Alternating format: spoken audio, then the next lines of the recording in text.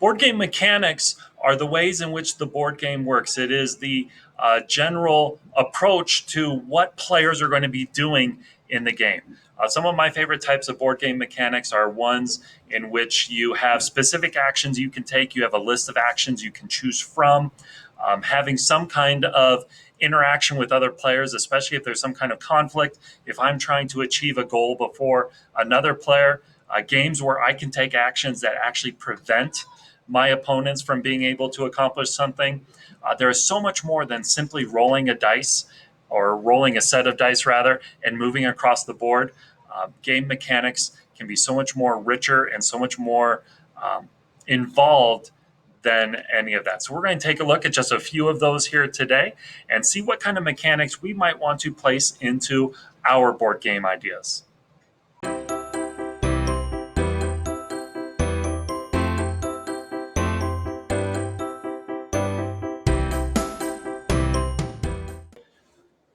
In game mechanics of drafting, set collection, and hand management, you are collecting cards into sets. Drafting is a way in which cards are passed out to players, and hand management is how you use the cards that you have in front of you and how are you going to work them in a way that's most beneficial to you.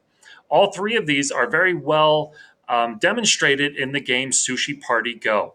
In Sushi Party Go, you have a set of sushi items, and depending how you put those sushi items together in front of you, represented by playing cards, you get different points.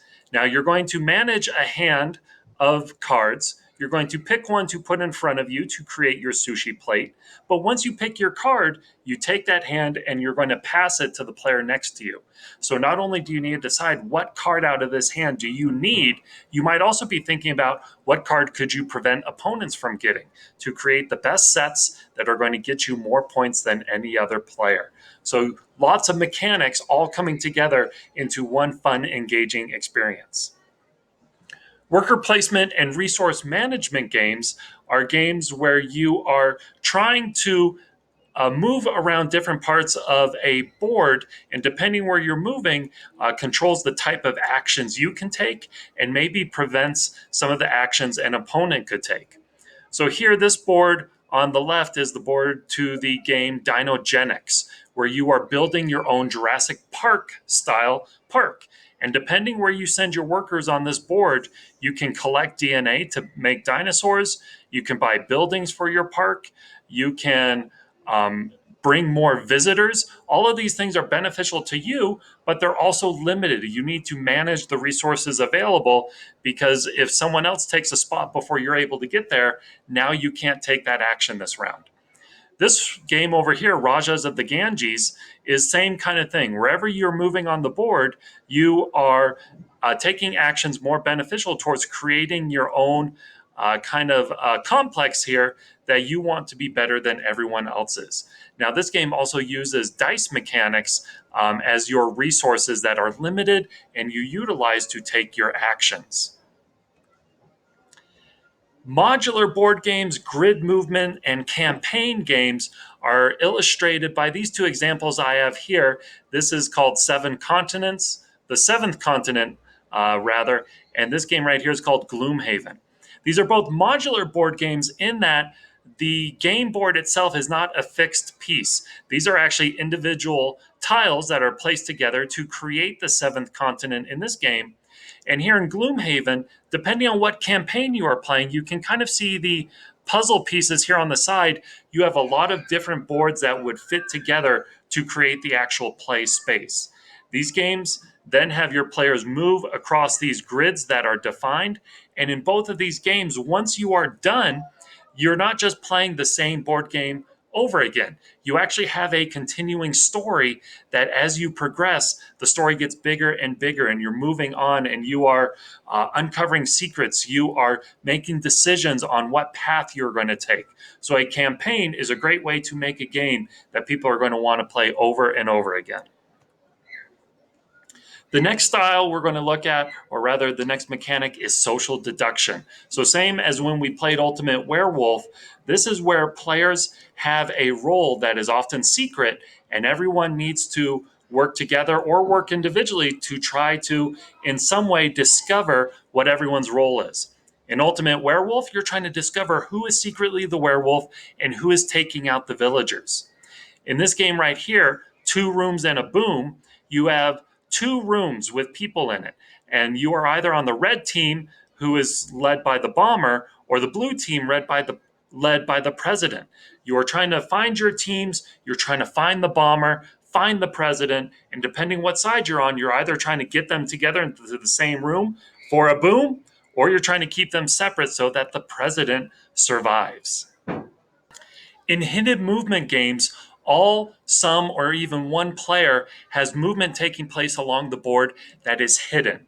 The key with this type of game is often you are trying to uncover the movement that's happening to maybe find a player, to stop a team, or to evade capture if you're the one moving in secret. For instance, this game, The Fury of Dracula, you have a team of players who are moving across Europe trying to find Dracula. He actually puts cards on the side that show where he is moving across the map, but it's done in secret. You need to try to find Dracula and stop him before he is able to spread fear and terror across the continent.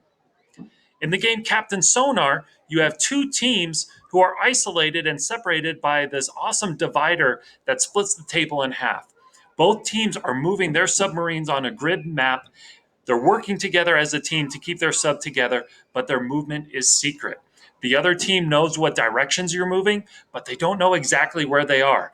If your team is able to decipher and correctly predict where your opponent is, you can send torpedoes, set mines, and try to stop their submarine or blow it straight out of the water. Hidden movement games create a lot of great tension and a lot of great strategy in trying to not only figure out where someone is, but maybe predict where they are going in the future. Civilization building and war games. These are sometimes those big, complex games where you are building civilizations, you are creating and exploring new parts of a map, of a world, and you are engaging in warfare. These might be two different kind of mechanics, but they are often grand in scope and often come in these larger kind of more complex or more involved types of games. For instance, here Star Trek Ascendancy, you take on an entire race within the Star Trek universe. You explore new planets, you set up civilizations, and you potentially engage in warfare with other races as you try to dominate the ever growing map. In the board game Star Wars Rebellion over here, two players play against each other. One player is the Empire, the other player is the Rebellion, and you are spreading out across the known galaxy. You are trying to not only take control, but you have different objectives. If you're the Empire, you need to find the secret hidden base that the rebels have somewhere on the map. As the rebels, you need to create a strong defensive that can hold back the Empire while preventing them from finding your secret base. An excellent, complex, and rich example of a war type of game. Simulations are games that take an experience and try to simulate it or create a board game experience that is not just putting a theme onto a game, but trying to recreate some actual situations of events. Such as here, Stratomatic is a baseball simulator. These cards here are like trading cards for baseball players. They have their stats and then they have different dice rolls combinations. So depending on what you roll, depends on if a player grounds out into the shortstop, if they had a pop fly out to right field or a home run. You pit these two teams against each other, roll the dice, and based on dice rolls and based on these charts that have been developed by the Stratomatic team, you can play baseball games that are going to have outcomes very similar to outcomes these real players would have in real life due to the individual card. Every player from 2020 all the way back to the early 1900s have. This game builds every year, and every year you can pick a player, you can pick a team, and you can simulate their games against other teams. In the game Diplomacy, this is what we would call a war simulation. It's a little different from a war board game in that you're not just playing war through these board game mechanics. Instead, you're trying to simulate the actual process of being a planner within a war. There's no dice rolling in here, there's no kind of random events from a deck of cards that you're drawing from. Instead, you are making real strategic decisions. You're making alliances with real players. You're breaking alliances. You are taking actual actions in a war setting. So, kind of setting it apart from some of the luck based or abstract strategy that you might see in a typical type of a war or civilization exploration board game. Cooperative games are typically games where players work together. There's no winner at the end. Instead, you all win if you're able to achieve your goal, or you all lose if you are not able to.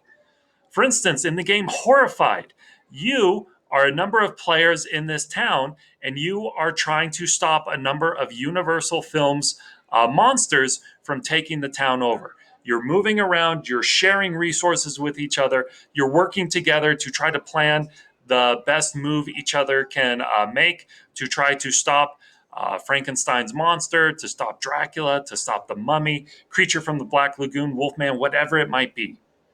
And similarly, in the game Pandemic, you are all working together to move around the globe to cure and eradicate one or more pandemic level diseases that are spreading across the world.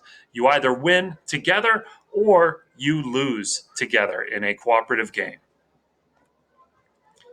Now, the final type I want to talk about is a game mechanic that I've only really dipped my toes into. I don't have a lot of experience personally, and that is tabletop RPGs. The best example of that would be Dungeons and Dragons. But there's also lots of different types out there, including a Star Wars RPG system. This coming from their Edge of the Empire branch of that. Tabletop RPGs are in a class all themselves. There isn't a board, there isn't really a set game. Instead, there is a complex system of rules and dice rolling used to give you choice and give you the ability to kind of live out a living story that is directed by a dungeon master or a game master. Tabletop RPGs have almost no limit into how you are going to create a living, breathing world that the game master and the players get to explore, create, and interact with together through a storytelling system that involves specific rules around things like combat, looking around, using specific skills or abilities your character has. So, some different mechanics to consider when we are looking at the types of games we want to make. What theme could we do that would work best with a mechanic? If we have a mechanic we really want to create ourselves, what kind of theme could we put on top of it to create a compelling, action filled game that is going to get players wanting to come back time and time again?